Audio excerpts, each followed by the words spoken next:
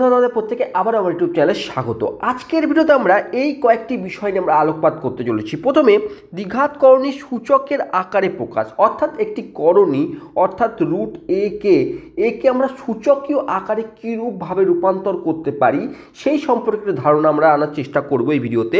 তার সাথে সাথে করণী যোগ বিয়োগ গুণফল নির্ণয় কীভাবে করি বা এর পদ্ধতি কী হয় সেটি বুঝব। অরণ্য করণী কাকে বলে, করণী নিরসক বা করণী নিরসন বা করণী নিরসক উৎপাদক সম্পর্কে ডেফিনেশন শিখব, সেগুলি কীরকম হয় দেখতে, তার আকারগুলিকে চিনব, তার সঙ্গে সঙ্গে অনুবন্ধী বা পূরক কোণ এই সম্পর্কে ধারণা ক্লিয়ার করব।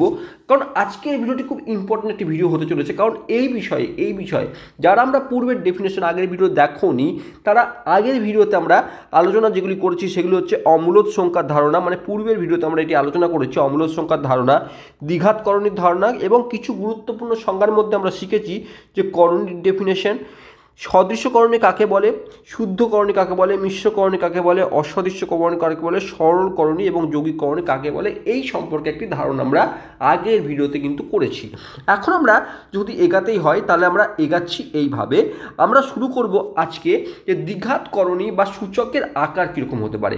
এক্ষেত্রে দেখো, লক্ষ্য করে দেখো, আমরা পূর্বেই বলেছি যখন আমরা এই দ্বিঘাত করণী আলোচনা করছিলাম তখন আমরা একটা জিনিস বলেছি যে স্কোয়ার রুটের মধ্যে যদি কোনো পূর্ণবর্গ সংখ্যা থেকে থাকে তাহলে খুব সহজেই এই পূর্ণবর্গ সংখ্যাকে আমরা বাইরে বের করতে পারি, অর্থাৎ স্কোয়ার রুট অফ 25কে কিন্তু 5 দ্বারা রূপান্তর করতে পারি। তাহলে এই স্কোয়ার রুট অফ 25 কিন্তু করণী নয়। কখন করণী হবে? যখন স্কোয়ার রুট অফ 5 লিখলাম, এই 5কে আমি বর্গমূল করতে পারছি না, অর্থাৎ এই 5কে আমি কোনোরূপভাবে এমন কোনো সংখ্যা বের করতে পারছি না যেটি কিন্তু মূলদ হয়, মূলদ সংখ্যাতে রূপান্তর করতে পারছি না। সেই ক্ষেত্রে আমরা এই অংশটিকে বলবো আমরা করণী। কিন্তু রুট 25 বা কিউব রুট অফ 9 এই ক্ষেত্রে কিউব রুট অফ 27 এক্ষেত্রে দেখো 27 হচ্ছে 3-এর কিউব, অর্থাৎ square root cube root of 3-এর কিউব, অর্থাৎ সেখান থেকে আমরা 3 বের করছি। এবারে এটি যখন আমরা বলেছি তখন একটা বিষয় লক্ষ্য করার বিষয় হচ্ছে যে square root of 81 is equal to 9, square root of 49 is equal to 7। এই যে বিষয়গুলি আমরা লিখছি বা আমরা এগুলি আলোচনা করছি তখন বোঝা উচিত যে কীভাবে এটি পসিবল হচ্ছে। তার একটি নির্দিষ্ট পদ্ধতি আছে, তার একটি প্রসেস আছে, সেই প্রসেসটি কীরকম একটু বোঝার চেষ্টা করি। দেখো, স্কোয়ার রুট অফ 81 যে বললাম তার অর্থ হচ্ছে আমি স্কোয়ার রুট অফ 9 স্কোয়ার লিখতে পারি, অবশ্যই পারি, কারণ 9 স্কোয়ার হচ্ছে 81, 9 9 81, ঠিক আছে। এইবার এই দুইকে সরে যেতে গিয়ে, মানে আমাকে একে 9-এ রূপান্তর করতে গেলে আমাকে দুটি কাজ করতে হবে। প্রথম কাজ কি, এই দুইকে দেখো, লক্ষ্য করে দেখো, এই 9 স্কোয়ার একে যদি আমি 9-এ রূপান্তর করতে চাই, একে রূপান্তর করতে চাই, তাহলে আমাকে দুটি কাজ করতে হবে। এক, এই দুইকে চলে যেতে হবে, আর এক, এই স্কোয়ার রুট অফকে চলে যেতে হবে, মানে এই দুটিকে কিন্তু একে অপরকে কেটে যাবে। তুমি এইভাবে কাটতে পারো, কিন্তু এটি কিন্তু সঠিক পদ্ধতি নয়। তাহলে সঠিক পদ্ধতি কি? লক্ষ্য করার বিষয় হচ্ছে যে আমরা যদি লক্ষ্য করে দেখি, আমি যদি এই স্কোয়ার এবং এই স্কোয়ার রুটটিকে যদি কোনো কিছু পাওয়ার বা সূচক আকারে রূপান্তর করতে পারি এবং তার ফলে যদি এটি 9-এ রূপান্তর হয় তো সেই সংখ্যাটি কী হতে পারে। আমি আবার বলছি, আমি এই স্কোয়ার রুটটি, মানে এই স্কোয়ার রুটটি, এই চিহ্নটিকে যদি এমন কোনো সূচকে আকারে, অর্থাৎ এর মাথায় কিছু বসাতে পারি যার জন্য এই পুরো অংশটি 9-এ রূপান্তর হবে, তাহলে সেই সংখ্যাটি একটিই হতে পারে, আর সেটি হচ্ছে 1/2। কারণ কি 1/2 কেন? দেখো, এই স্কোয়ার, এই বক্সের মধ্যে যদি আমি 1/2 করি তাহলে কি পাচ্ছি? দেখো, কোনো একটির ঘাত ইন্টু ঘাত, অর্থাৎ আমরা এর পরে সূচকীয় নিয়ম অনুসারে, আমি পূর্বেই বলেছি আমাদের গণিত হচ্ছে একটি প্রসেস। যদি 9-এ তোমাকে সূচক শিখিয়েছে তার মানে কোনো একটি জায়গায় তার ইউজ হবেই হবে, এরকম নয় 9 শেষ গল্প শেষ, এরকম কোনো ব্যাপার নয়। তাই গণিতকে ভালোভাবে বোঝাটা খুব দরকার। এবার দেখো, তার অর্থ হচ্ছে আমি 9 স্কোয়ার ইন্টু 1/2 এই আকারে কিন্তু লিখতে পারি সূচকীয় নিয়ম অনুসারে, তাই না? এবার এই দুই কেটে গেল, অর্থাৎ পড়ে থাকলো 9। অর্থাৎ আমি লক্ষ্য করে দেখলাম যে এই স্কোয়ার রুটকে আমরা 1/2 আকারে লিখলাম, মানে 1/2 আকারে লিখলাম বা রূপান্তর করলে এই বিষয়গুলি হচ্ছে। একই রকমভাবে দেখো, যদি কিউব রুট অফ 27-এর কথা যদি আমরা বলি, তো 27কে আমরা 3-এর কিউব লিখতে পারি। এবার এই স্কোয়ার রুট অফ 3-এর কিউব একে আমরা 3 তখনই লিখতে পারি যখন 3 কিউব টু দি পাওয়ার কিছু একটি দরকার, এই বক্সের মধ্যে যে সংখ্যাটি হবে সেটি যদি 1/3 হয় তবেই কিন্তু এইটি 3 হতে পারে। তাহলে আমরা লক্ষ্য করে দেখলাম একটা বিষয় পেলাম, যখন যখন এটি স্কোয়ার হচ্ছিল তখন এ টু দি পাওয়ার মানে স্কোয়ার রুট অফ এ মানে এ টু দি পাওয়ার 1/2, আবার কিউব রুট অফ মানে 1/3, মানে পাওয়ার যখন যাচ্ছে সেটি 1 মানে রেসিপ্রোকাল আকারে যাচ্ছে। আবার এন রুট অফ এ মানে এ to the power 1/n, reciprocal আকারে যাচ্ছে না, তাই না, উল্টোভাবে যাচ্ছে, উল্টো রকম হয়ে যাচ্ছে।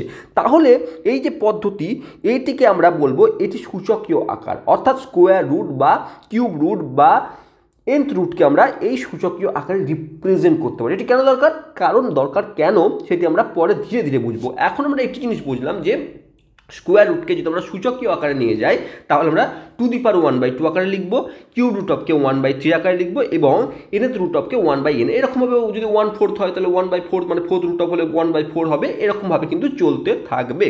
এবার এটি তো আমরা অ্যালজেব্রিক উপায়ে অনেক রকমভাবে এটি বুঝলাম, ঠিক আছে। আমি জাস্ট একটু, যারা একটু অনুসন্ধিত মানে স্টুডেন্ট আছো, যারা একটু ভালোবাসো গ্রাফের থ্রুতে বা পিকচারের থ্রুতে এই বিষয়গুলি বোঝা, তাদের জন্য একটি ছোট্ট একটি 2 মিনিটের আমি কিছু কথা বলতে চাই বা 3 মিনিটের একটি কথা বলে এই কনসেপ্টটিকে আরও জলের মতন পরিষ্কার করার চেষ্টা করছি। দেখো, যদি আমরা এই যে এই স্কোয়ার রুট অফ এ আমাদের মধ্যে মাথায় আসতে পারে, এই স্কোয়ার রুট অফ এ এটি 1/a টু দি পাওয়ার 1/2 হলো কেন? এর অন্য কোনো রকম জাস্টিফিকেশান আছে? অ্যালজেব্রিক উপায় ছাড়া অন্য কোনো জাস্টিফিকেশান আছে? তো আমরা গ্রাফের থ্রুতেও কিন্তু এটিকে বুঝতে পারি খুব সুন্দরভাবে আমি একটি পদ্ধতি দেখাচ্ছি। এই পদ্ধতি কিন্তু বেস্ট পদ্ধতি বা এটি সব ক্ষেত্রে প্রযোজ্য কিন্তু সেটা আমি বলছি না, কিন্তু আমি এই পদ্ধতির মাধ্যমে একটি কনসেপ্টকে ক্লিয়ার করতে চেষ্টা করছি। ধরো এটি আমার একটি এক্সিস, এটি এক্স অ্যাক্সিস এবং এটি ওয়াই অ্যাক্সিস। এই এক্স অ্যাক্সিস রিপ্রেজেন্ট করছে এনকে, এক্স অ্যাক্সিস রিপ্রেজেন্ট করছে এনকে, আর এই ওয়াই অ্যাক্সিস রিপ্রেজেন্ট করছে 2 টু দি পাওয়ার এনকে। এক্স রিপ্রেজেন্ট করছে এনকে এবং 2 to the power N represent করছে ওয়াই অ্যাক্সিসকে। এখন যখন এন এর মান 0 তখন 2 টু দি পাওয়ার 0 মানে কত? 2 টু দি পাওয়ার 0 মানে 1, মানে ধরে নিচ্ছে এই জায়গাটি 1, ঠিক আছে, হলো। এবার এখানে 1 যখন এন এর মান 1, অর্থাৎ এখানে আমি 1 ধরে নিচ্ছি, এটি আমি 2 ধরে নিচ্ছি, এটি আমি 3 ধরে নিচ্ছি, এটি আমি 4 ধরে নিচ্ছি, আপাতত এটুকুই থাকছে। তাহলে দেখো, যখন এন এর মান 1 তখন 2 টু দি পাওয়ার 1 মানে কত? 2 টু দি পাওয়ার 1 মানে হচ্ছে 2, অর্থাৎ ঠিক এরকম পজিশনে কোনো একটি জায়গায় পয়েন্ট হবে, এরকম একটি জায়গায় পয়েন্ট হবে।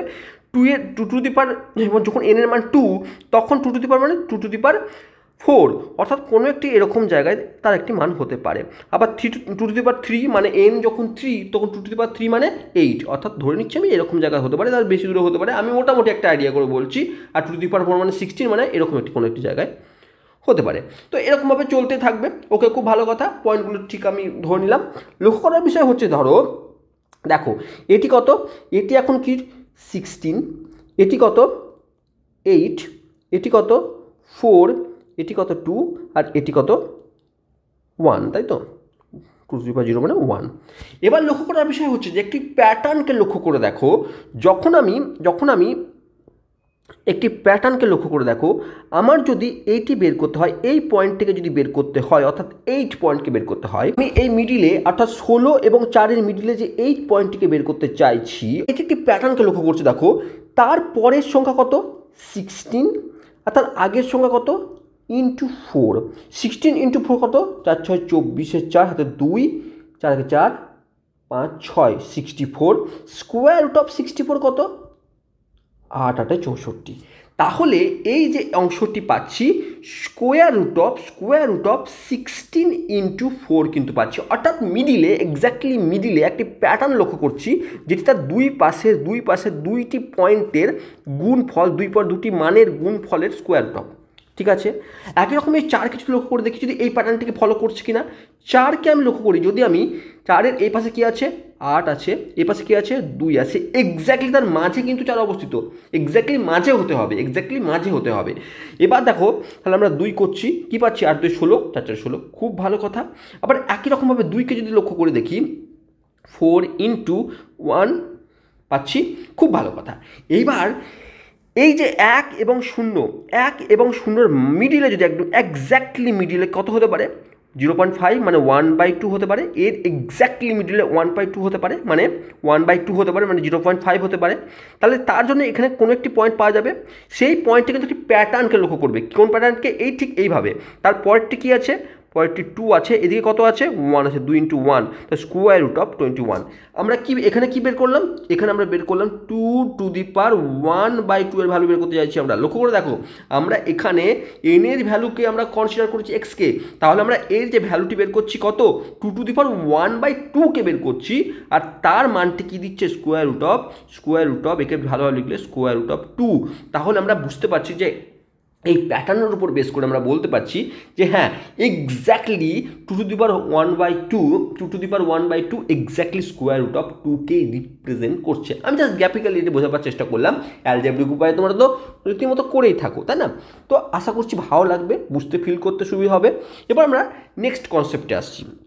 দেখো আমাদের একটা বিষয়, আরেকটি বিষয় খুব গুরুত্বপূর্ণ একটি বিষয় কি বলছে, যদি m এবং n, এটি নোট হিসাবে মনে রাখবো, খুব ইম্পর্টেন্ট একটি নোট হিসাবে মনে রাখবো, যদি m এবং n পরস্পর মৌলিক সংখ্যা হয়, পরস্পর মৌলিক সংখ্যা বা কো প্রাইম নাম্বার। আমরা পূর্বে এই বিষয়ে একটি ভিডিও বানিয়েছি, অনেক ক্ষেত্রে প্রাইম নাম্বার এবং কো প্রাইম নাম্বারের মধ্যে আমরা কনফিউজ হয়ে থাকি।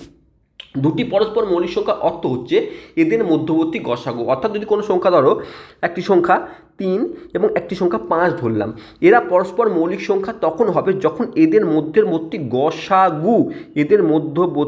গসাগু হবে 1 ব্যতীত অন্য কোনো কিছু হবে না, ঠিক আছে? বা এদের কমন ফ্যাক্টর একটাই হবে, সেটি হবে 1। এই ক্ষেত্রে এই দুটি সংখ্যাকে একে অপরের পরস্পর মৌলিক সংখ্যা বলে থাকি, ঠিক আছে?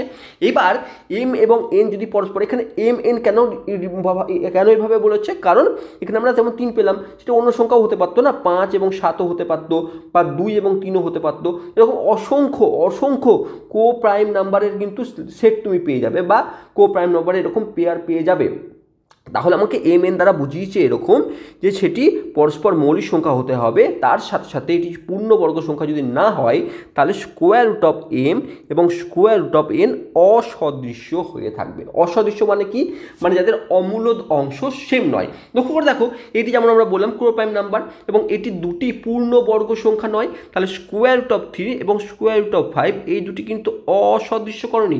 আমরা পূর্বে অসদৃশ্যকরণী যে ডেফিনেশন বলেছিলাম, সেখানে বলেছিলাম যে ক্ষেত্রে দুইটি করণীর, দেখো এখানে √3 একটি করণী, √5 একটি করণী, এই দুটি করণীর অমূলদ অংশ যদি সমান থাকে বা সেম থাকে, সেম থাকে, তাহলে সেক্ষেত্রে আমরা বলবো ওই দুটি করণী অসদৃশ্য করণী। এখন লক্ষ্য করে দেখলাম যে এই যে প্যাটার্নটির কথা বললো, আমাকে উল্লেখ করলো, সেই প্যাটার্নটিকেই আমরা যখন ফলো করলাম একটি এক্সাম্পল হিসেবে, বা আমরা √5 এবং √7কেও ধরে নিতে পারতাম, বা √2 এবং √3কে ধরে নিতে পারতাম, যেগুলি দেখো প্রত্যেকটি করণী এবং প্রত্যেকটি কিন্তু একে অপরের সঙ্গে অসদৃশ্য করণী, কারণ এদের অমূলদ অংশগুলি কোনো মিল নেই। আবার যদি বলি তাহলে অমূলদ অংশ মিল কখন থাকবে, যখন √2 এবং √2 এদের অমূলদ অংশ মিল আছে, মানে এরা সদৃশ্য করণী। আর এক্ষেত্রে দেখো √5 এবং √7 দুটোই অসদৃশ্য করণী, √2 √3 দুটোই অসদৃশ্য করণী, √3 √5 দুটোই অসদৃশ্য করণী। তাহলে আমাকে একটি প্যাটার্নকে বলে দিল, যখন এটি আমরা মানে একটি মনে রাখার একটি জায়গা হতে পারে যে m এবং n যদি পরস্পর মৌলিক সংখ্যা হয়, বা এরকম আমাকে শর্ট কোশ্চেনও দিয়ে দিতে পারে, MCQ টাইপের কোশ্চেনও দিয়ে দিতে পারে, যদি m এবং n পরস্পর মৌলিক সংখ্যা হয় এবং m n পূর্ণবর্গ সংখ্যা না হয়, তাহলে স্কোয়ার রুট অফ m এবং স্কোয়ার রুট অফ n অসদৃশ্য করণী হবে, ঠিক আছে? এবার আমরা নেক্সট কি দেখি। এবার বলছে যে কোনো একটি মূলদ, এবং এই যে সংখ্যাগুলি আমাকে বলেছে এগুলি মূলদ সংখ্যা এবং অমূলদ সংখ্যার গুণফল আকারে লেখো। এক্ষেত্রে আমরা কীভাবে করতে পারি এই কাজগুলো একটু বোঝার চেষ্টা করি। এখানে আমরা সূচকীয় আকারকে ইউজ করব এবং সূচকীয় পুরো ধর্মকে ইউজ করব। দেখো প্রথমে আমরা বুঝিয়ে নিই বোঝাই এগুলি কেন হয়, তাহলে তোমাদের ক্ষেত্রে খুব ইজি হয়ে যাবে। দেখো 1 নম্বর কোশ্চেন, স্কোয়ার রুট অফ 175, একে আমরা মূলদ এবং অমূলদ সংখ্যার গুণফল আকারে লিখতে, মানে একে সিম্পল করতে, আরও সিম্পল ফর্মে নিয়ে যেতে, সরলতম আকারে নিয়ে যেতে বলছে। আমরা কি করব, আমরা 175কে আমরা দেখব, আমরা এর মৌলিক উৎপাদকগুলি বের করার চেষ্টা করব। কিভাবে, 5 দিয়ে দেখি, ভাগ করে দেখি, 5 3 15, 17, 5 3 15, 16 17 25, 5 5 25, 5 7 35। তাহলে আমরা একে আমরা রিপ্রেজেন্ট করতে পারি স্কোয়ার রুট অফ, এই 175কে আমরা লিখতে পারি 5 × 5 × 7, এই আকারে লিখতে পারি। প্রথমে আমি ভেঙে করাচ্ছি, ভালো করে ভাবছি, এটি লিখতে পারি। এবার লক্ষ্য করে দেখো একে আমরা 5 স্কোয়ার × 7 আকারে লিখতে পারি কি, 5 স্কোয়ার × 7, আশা করছি লিখতে পারি। এবার তাকে আমরা square root of 5 square into square root of 7 এই আকারে লিখতে পারি কি? তুমি বলবে না পারি না, আমি বুঝতে পারছি না কেন পারি। আমি ধরে নিচ্ছি পারি, ঠিক আছে, আমি বোঝাচ্ছি কেন পারি। প্রথমে ধরে নিচ্ছি পারি। এবার দেখো এক্ষেত্রে আমরা বুঝিয়েছিলাম কি স্কোয়ার রুট অফ কিন্তু যদি সূচকে নিয়ে যায় তাহলে 1/2 হয়ে যায়, অর্থাৎ 5 স্কোয়ার টু দি পাওয়ার 1/2 হয়ে যাবে ইন্টু রুট 7 যেরকম আছে থাকলো, তাহলে এই টু কেটে গেল, অর্থাৎ 5 বাইরে এলো, অর্থাৎ স্কোয়ার 5 রুট 7 কিন্তু এর দেখো মূলদ সংখ্যা এবং অমূলদ সংখ্যার গুণফল আকারে কিন্তু চলে এসছে, ঠিক আছে। এবার এই যে কাজটি করলাম, এখান থেকে এই কাজটি করলাম, এটি অনেকের মনে হবে কেন করলাম এতদূর পর্যন্ত, ঠিক আছে। এটির মূল্য উৎপাদক বের করেছে 5 গুণিত 5 গুণিত 7 করলে 175ই আসছে, এখানে কোনো ডাউট নেই। কিন্তু ডাউট কোথায় আসছে? এখানেও কোনো ডাউট নেই যে হ্যাঁ 5 স্কোয়ার লিখতেই পারি, আমি শুধু রূপদান করেছি, নতুন করে দেখতে লাগছে, এটুকুই তো পার্থক্য, আর কি হতে পারে। কিন্তু এই যে স্কোয়ার রুটের ভেতর থেকে দুটোকে আলাদা করলাম, সেপারেট করলাম, এই বিষয়টি আমার মাথায় ঢুকলো না, ঠিক আছে। এক্ষেত্রে আমরা সূচকের কনসেপ্ট ইউজ করি। দেখো ভেবে দেখো, আমরা যদি এই অংশটিকে আমি একটু অন্য কালার দিয়ে একটু বোঝানোর চেষ্টা করি। এই অংশটিকে আমরা 5 স্কোয়ার ইন্টু 7, এই স্কোয়ার রুটটা আমরা কী বললাম, স্কোয়ার রুট অফ থাকলো, আমি আরেকটা লাইন করি, তাহলে একে আমরা 5 স্কোয়ার ইন্টু 7 টু দি পাওয়ার 1/2 লিখতে পারি, আশা করছি। এবার আমরা একে সেপারেটলি আমরা সূচকের নিয়ম অনুসারে একে আমরা 1/2 ইন্টু 7 টু দি পাওয়ার 1/2 করতে পারি, কারণ সূচকের নিয়ম অনুসারে আমাকে এরকম বলছে, তো বলছে না A into M to the power যদি এন হয়, মানে এরকম যদি থেকে থাকে, তাহলে A to the power N into M to the power N লিখতে পারি, এরকম পারি তো, আমাকে বলছে তো এরকম পারি। তাহলে আমরা এটি তো করেছি, তাহলে আমরা এর পদ্ধতিতে আমরা এটি করে এই যে কাজগুলো করেছি আমরা সূচকের উপর বেস করে বা সূচকের ধর্মকে ইউজ করে আমরা করেছি। আশা করছি প্রথম কোশ্চেনটি ভালোভাবে বুঝতে পেরেছো, তাহলে আমরা দ্বিতীয় কোশ্চেনগুলিতে আর কোনো প্রবলেম হবে না বলে আমার বিশ্বাস। এবার আমরা 2 নম্বর কোশ্চেনটি দেখো কি বলছে। 2 নম্বর কি বলছে, 2 স্কোয়ার রুট অফ 112। একই রকমভাবে আমরা 112কে প্রথমে ভেঙে নেব, 2 5 2 10 12 6 2 12 2 2 2 4 16 8 2 16 2 2 1 2 14 2 28 2 7 2 14 কী পেলাম আমরা, ইজ ইকুয়াল টু আমরা 2 square root of 2 into 2 into 2 into 2 into 7 এই আকারে পেলাম, ঠিক আছে। তাহলে আমরা একে আমরা আবার লিখতে পারি, আমরা এত ভেঙে যদি নাও করি কোনো অসুবিধা নেই, কিন্তু আমি ভেঙেই করছি যেহেতু তোমাদের কাছে প্রথম। 2 স্কোয়ার ইন্টু 7 লিখতে পারি, ঠিক আছে। একে আমরা এটা বলতেই পারি এটি ইন্টু এটি করতে পারি। এখান থেকে কত একটা 2 বেরিয়ে আসবে, এখান থেকে কত আরেকটি 2 বেরিয়ে আসবে, স্কোয়ার রুট অফ 7, 2 2 4 4 2 8 8 রুট 7 হবে এর সরলতম রূপ। কোনো অসুবিধা? আশা করছি কোনো অসুবিধা নেই। 3 নম্বর একই রকমভাবে করতে পারি আমরা, 3 নম্বর আমরা একই রকমভাবে করতে পারি, স্কোয়ার রুট অফ 108। আমরা কি করব, প্রথমে 108 এর মৌলিক উৎপাদকগুলি বের করে নেব। 2 54 2 2 2 4 14 7 2 14 3 9 27 3 3 9। এবার আমরা কি করব, আমরা সুন্দরভাবে বেশি কনফিউশন না রেখে পুরোটাই লিখে ফেলব। এরপরে আমরা জোরে আমরা বন্ধু বানাবো, অর্থাৎ কি করলাম আমরা জোড়ায় বন্ধু, আমরা এই দুটি আছে দুটির একটা বন্ধু বানালাম, এই তিনটির মধ্যে দুটিকে নিয়ে একটা বন্ধু বানালাম, মানে জোড়ায় আমরা কি করতাম ক্রিকেট খেলার সময় আমাদের যখন 8টা প্লেয়ার থাকতো আমরা 8টা প্লেয়ারকে ভাগাভাগি করতাম, কিন্তু 9টা প্লেয়ার আসতে বললাম তুই তোর বন্ধুকে নিয়ে আয় তবে আমরা তোমাকে অন্য টিমে নেব, ঠিক এরকম এখানে দুটি জোড় তৈরি করব, তার সঙ্গে কিন্তু একটা এন পড়ে থাকলো কোনো অসুবিধা নেই। এবার এই 2-এর জন্য একটা 2 বেরিয়ে আসবে, এই দুটি 3-এর জন্য একটা 3 বেরিয়ে আসবে, স্কোয়ার রুট অফ 3 একটি পড়ে থাকবে, অর্থাৎ 3 2 6 রুট 3 পড়ে থাকবে। এটির কিন্তু মূলদ এবং অম্লদ সংখ্যার গুণফল আকারে পড়ে থাকবে। একই রকমভাবে 4 নম্বর কোশ্চেনটি খুব ইজি। দেখো স্কোয়ার রুট অফ 125, 5 5 25 25 5 125, তাহলে আমরা 5 ইন্টু 5 আকারে লিখতে পারি, দুটি 5-এর জন্য একটি 5 বাইরে আসবে, স্কোয়ার রুট অফ 5।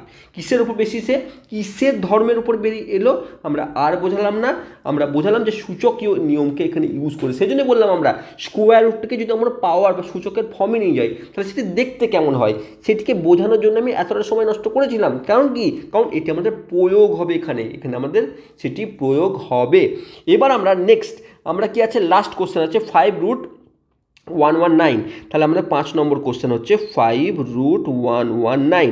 আমরা 5 ইন্টু স্কোয়ার রুট অফ 119কে আমরা লিখতে পারি 7 × 17 লিখতে পারি। এবার এখান থেকে আমরা কোনো কিছুই কিন্তু জোড়া আমরা বের করতে পারছি না, বা কোনো কিছু আমরা বাইরে বের করতে পারছি না, কারণ কোনোটি দুটির আকারে বা স্কোয়ার আকারে কিন্তু অবস্থান করছে না। তাহলে কিন্তু একে আমরা মূলদ সংখ্যা এবং অমূলদ সংখ্যা গুণফল আকারে লিখতে গেলে এর লাস্ট এই 5√119ই হবে, এর বাইরে কিন্তু এর থেকে আর বেশি কিছু হবে না। ঠিক আছে, তাহলে আমরা এই কোশ্চেনগুলি আমরা অ্যান্সার করার মাধ্যমে বুঝলাম যে কখন আমরা কিভাবে কোনো একটি ফর্মকে সিম্পল একটি আকারে বা মূলদ সংখ্যা এবং অমূলদ সংখ্যার গুণফল আকারে লিখতে পারি। এবার আমরা নেক্সট কী বলছে দেখার চেষ্টা করি। দেখো আরও দুটো কোশ্চেন, খুব সুন্দর সুন্দর কোশ্চেন দিয়েছে যে 5 + √9 একটি দ্বিঘাত করণী কি, এটা সত্য মিথ্যে না মিথ্যে বিবৃতি। দেখো 5 + √9, ঠিক আছে। এবার আমি কি বলেছি, আমি বলেছি যে করণী বিবেচনা করার সময় আমাকে লক্ষ্য করবো স্কোয়ারের মধ্যে যে সংখ্যাটি আছে সেই সংখ্যাটি কীরকম প্রকৃতির হতে পারে। আবার রিপিট করো তো, কীরকম প্রকৃতির হতে পারে। 1 মূলদ হতে হবে, খুব ভালো কথা। 2 পজিটিভ হতে হবে, খুব ভালো কথা। আর 3 কি, এটি কিন্তু পূর্ণবর্গ যখন স্কোয়ার রুটের ক্ষেত্রে হবে পূর্ণবর্গ সংখ্যা না হয়। এক্ষেত্রে দেখো মূলদ সংখ্যা 9, ওকে, পজিটিভ, ওকে, কিন্তু এটি পূর্ণবর্গ সংখ্যা, কারণ আমরা 9কে 3 স্কোয়ার আকারে লিখতে পারি। তাহলে আমরা পরের লাইনে কিন্তু 5 × 3 অর্থাৎ এই স্কোয়ার এবং এই যে এটি সূচকীয় আকারে নিয়ে গেলে এটি ⁴1/2, অর্থাৎ এখান থেকে 3 বেরিয়ে আসবে। তাহলে 5 + 3 অর্থাৎ এখানে 8 পেলাম, মানে মূলদ সংখ্যায় চলে এলো। তাহলে কোনো এই যে আকারকে একে আমরা মূলদ সংখ্যায় রূপান্তর করতে পারছি, তাহলে এটি কিন্তু একটি করণী নয়, এটি কিন্তু একটি করণী নয়।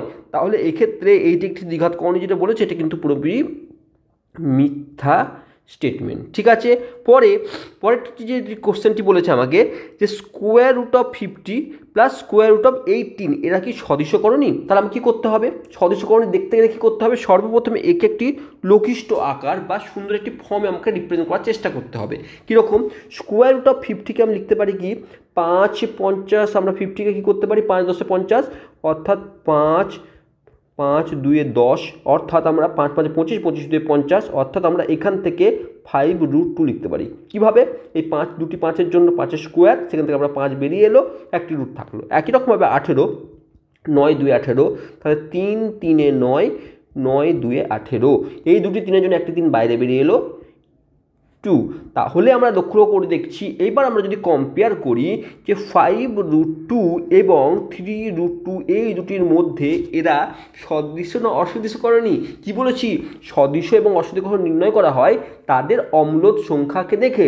যদি অম্লদ সংখ্যা কি বা অম্লদ সংখ্যার আকার যদি সেম হয়ে থাকে, অর্থাৎ এখানে দেখো এখানে √2, এখানেও √2 আছে, তাহলে সেক্ষেত্রে আমরা এখানে সদৃশকরণী বলে থাকবো। তাহলে এটি কি সদৃশকরণী যখন বলেছে এটি সত্য একটি বিবৃতি। খুব ভালো একটি কোশ্চেন, এবং আমরা সেটি সলভ করার মাধ্যমে আমাদের অনেক কিছু কনসেপ্ট কিন্তু ক্লিয়ার হলো। এবার আমরা নেক্সট কোশ্চেন যেটি বলেছি সেটিও খুব ইম্পর্ট্যান্ট একটি কোশ্চেন, যে এখানে বলেছে মানের অধক্রমে সাজাও মানে বড় থেকে ছোট আকারে সাজাও।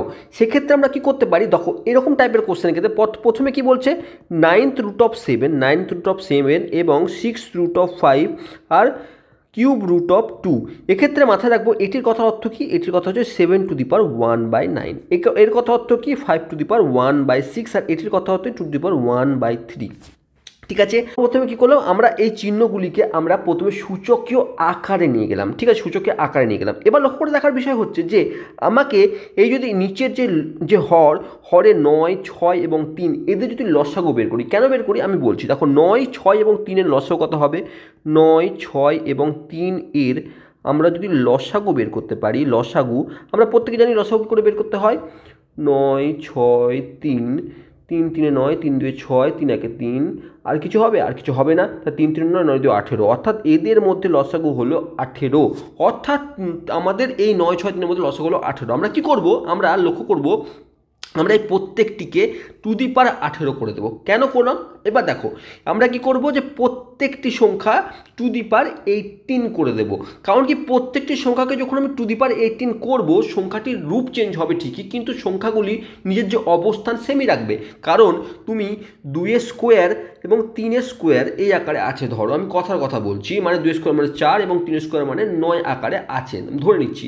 উভয়কেই যদি তুমি স্কোয়ার করে দাও আবার, তাহলে এদের রূপ পরিবর্তন হবে, অর্থাৎ 4 স্কোয়ার 16 হবে, 9 স্কোয়ার 81 হবে, কিন্তু এদের যে মান সেটি সমানভাবেই কিন্তু বেড়েছে। অর্থাৎ যেমন 4টি যেমন 16তে পরিণত হচ্ছে, 9ও 81তে পরিণত হচ্ছে, মানে একটা নির্দিষ্ট মানে নির্দিষ্টভাবে বৃদ্ধিপ্রাপ্ত হয়েছে। তাহলে একই রকমভাবে আমি যদি এই প্রত্যেকটিকে টু দি পাওয়ার 18 করে দিই, অর্থাৎ প্রথম সংখ্যাকে 17⁻1/9 টু দি পাওয়ার 18 করে দিই, তাহলে যে মানটি পাবো সেই মানটি এবং আমি যদি একই রকমভাবে 5⁻16 টু দি পাওয়ার 18 করি, তার থেকে যে মান পাবো, বা আমি 2⁻1/3 টু দি পাওয়ার 18 করলে যে মান পাবো, তাদের মধ্যে রূপ পরিবর্তন হবে বা সংখ্যার পরিবর্তন হবে ঠিকই, কিন্তু তাদের যেটি বড় বা ছোট যে পরিস্থিতিতে বা যে আকারে তারা ছিল, তারা সেমভাবে কিন্তু বর্ধিত বা হ্রাসপ্রাপ্ত হবে।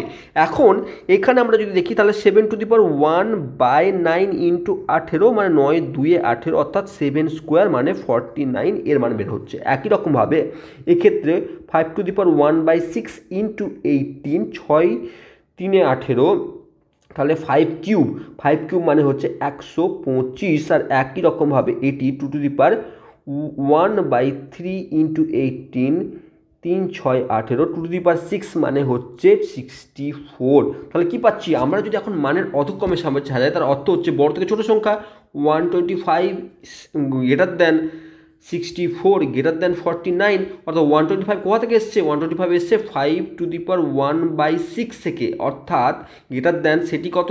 আবার 64টা কি এসছে? 2⁻1/3 থেকে, অর্থাৎ আবার 49 কোথা থেকে এসছে? 7⁻1/9 থেকে এসেছে। তাহলে আমরা এই আকারে কিন্তু রূপান্তর করতে পারি। একটি পদ্ধতি হলো যে পদ্ধতিতে আমরা এটি মানে অধক্রমে বলেছে বা ঊর্ধ্বক্রমে বলতে পারতো, মানে ছোট থেকে বড় হিসাবে সাজাতে পারতো, সেটি তোমরা নিজের মতন করে। কোশ্চেন ভিন্ন রকমভাবে আসতে পারে, এরকম ভাবে না যে কোশ্চেনটি একটু ঘুরিয়ে দিয়েছে মানে আমার কোনো সিলেবাসের বাইরে চলে এসেছে, এরকম ব্যাপারটি কিন্তু নয়। তোমার কাছে কনসেপ্ট ক্লিয়ার হলো, এই কনসেপ্টের উপর বিশেষ যা কিছু কোশ্চেন দিক না কেন, সেটি চেঞ্জ করে দিক, ঘুরিয়ে দিক, যা কিছু দিক না কেন, তোমাকে কিন্তু তার অ্যান্সার দেওয়ার জন্য রেডি থাকতে হবে। ঠিক আছে, কারণ কনসেপ্ট আমাদের বোঝানোর প্রথম উদ্দেশ্য। এবার আমরা কি করব? করণী যোগ এবং বিয়োগফলকে বোঝার চেষ্টা করব। করণী যোগ এবং বিয়োগফলকে বোঝার চেষ্টা করব বা জানার চেষ্টা করব। এক্ষেত্রে আমরা একটু কম্পেয়ার করব কার সাথে? আমরা বীজগণিতের সঙ্গে। আমরা লক্ষ্য করে দেখেছি, আমরা ভালো করে জানি 2x + 3y এদের যোগ বিয়োগ কিন্তু করতে পারি না, কিন্তু আমরা লক্ষ্য করে দেখেছি 2x + 3y + 5x -1y plus 3x যদি এরকম থেকে থাকে কোনো একটি জায়গায়, তাহলে আমরা কি করি? আমরা এটি যোগ বিয়োগ করে সরলতম আকার নির্ণয় করার সময় কি করি? x আমরা এগুলিকে যোগ বা বিয়োগ করে থাকি, তাই না? তাহলে আমরা কি করি? 2x + 5x 5 6 7 8 9 10 10x করি, আর ওয়াইগুলোকে সেপারেটলি আলাদা করে থাকি। ঠিক আছে, 3 থেকে একটা বিয়োগ হয়ে যাবে, অর্থাৎ +2y। অর্থাৎ যোগ বিয়োগ করার সময় আমরা লক্ষ্য করি এক্স ভেরিয়েবলসের সঙ্গে এক্স ভেরিয়েবল এবং ওয়াই ভেরিয়েবলসের সঙ্গে ওয়াই ভেরিয়েবল আমরা যোগ বিয়োগ করে থাকি। এটা আমরা বীজগণিতের পদ্ধতি, আমরা বীজগণিতে এইভাবেই শিখে এসেছি। করণের ক্ষেত্রেও ঠিক এটি ডিপেন্ড করে, এই এক্স ওয়াই এটিকে উল্লেখ করব আমরা সদৃশ্য এবং অসদৃশ্যর মতন। অর্থাৎ এখানে এই ক্ষেত্রে লক্ষ্য করলাম যে এক্স এবং ওয়াই দুটি ভিন্ন ভেরিয়েবলস, তাহলে এই দুটি কিন্তু অসদৃশ্য করণের মতন আকার ধারণ করছে। সেক্ষেত্রে এদের যোগ বিয়োগ করা পসিবল হচ্ছে না। কিন্তু যখন এক্স এবং এক্স অর্থাৎ সদৃশ্য, অর্থাৎ একই রকম দেখতে জিনিস হচ্ছে, তখন কিন্তু আমরা তার যোগ বিয়োগ করতে পারছি। একই রকমভাবে এই করণের ক্ষেত্রেও তাই। অর্থাৎ যদি 2√2 + 3√2 বলে থাকে, আমরা এই যে √2কে দেখে, অর্থাৎ এর অমূলদ অংশকে দেখে আমরা চিনতে পারবো এই দুটি কিন্তু সদৃশ্যকরণী। আর সদৃশ্যকরণী হলে আমরা কি করব? আমরা এই √2 এবং √2-র সঙ্গে যে সহগ আছে তাদের কিন্তু আমরা যোগ করব। অর্থাৎ আমরা 3 + 2 5√2 করব এদের যোগফল। কীরকম করলাম? মানে আমরা এভাবে করব যে 2টি √2 এবং 3টি √2 যোগফল কটি হয়? 5টি। মানে যেমন 2টি x এবং 3টি x কত হয়? 2টি x 3টি x 5x হয়, 5x হয়, সেম আকার আমরা কিন্তু এই কাজগুলি করব। কখন করব? যখন করণী দুটি সদৃশ্য হবে। যদি আমাকে এরকম থাকতো √2 + 3√3, সেক্ষেত্রে কিন্তু আমি ভুল করেও যে 5√2 বা 5√3 এরকম কোনোরূপ করে আসতাম না বা কোনোরূপ করতাম না। আমরা একে যোগ করতে বলেছে অ্যাজ ইট ইজ, এই অবস্থায় এরপরে কোনো যোগ বিয়োগ হবে না, আমরা এই অবস্থায় একে ফেলে রেখে দেবো। এটি আমাদের ফাইনাল অ্যান্সার। ঠিক আছে, আমরা এক্ষেত্রে মনে রাখবো এটি আমাদের ফাইনাল অ্যান্সার, কারণ এই দুটি করণী এখন অসদৃশ্য করণী, মানে এদের যোগফল হওয়া সম্ভব নয়। আবার যদি এরকম হতো 2√2 প্লাস 3√3 প্লাস 1√2 মাইনাস 2√3, তাহলে কি করতাম? তাহলে আমরা এই √2 মানে সদৃশ্য যেমন আমরা এক্স ওয়াইয়ের ক্ষেত্রে এটির এক্সাম্পল একটা দেখলাম, আমরা কি করতাম? 2টি √2 একটি √2 অর্থাৎ 3টি √2, 3টি √3 আর 2টি √ মাইনাস অর্থাৎ প্লাস একটি √3, অর্থাৎ আমরা সদৃশ্য করণীগুলো যোগ বিয়োগ করব এবং আমরা ঠিক সেই আকারে রূপান্তর করব।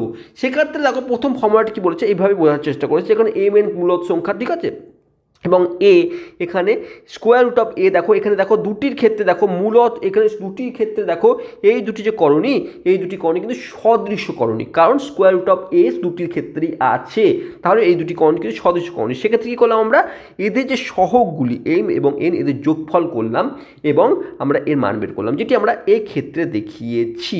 এক্ষেত্রে বলছি, এই ক্ষেত্রে আমরা যেটি দেখিয়েছি, ঠিক আছে। আবার একই রকম বিয়োগফলের ক্ষেত্রেও সেটি প্রযোজ্য, অর্থাৎ 5√2 মাইনাস 3√2 যদি হয়ে থাকে, তাহলে আমরা কি করব? √2 আর 5 মাইনাস 3, অর্থাৎ আমরা ভেরিয়েবল, আমরা এই সহগগুলির বিয়োগ করব।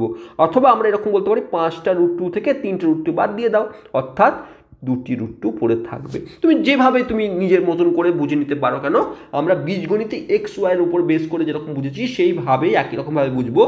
এখানে আমরা ইউজ করব সদৃশ্য এবং অসদৃশ্য করণের উপর বেশ করে।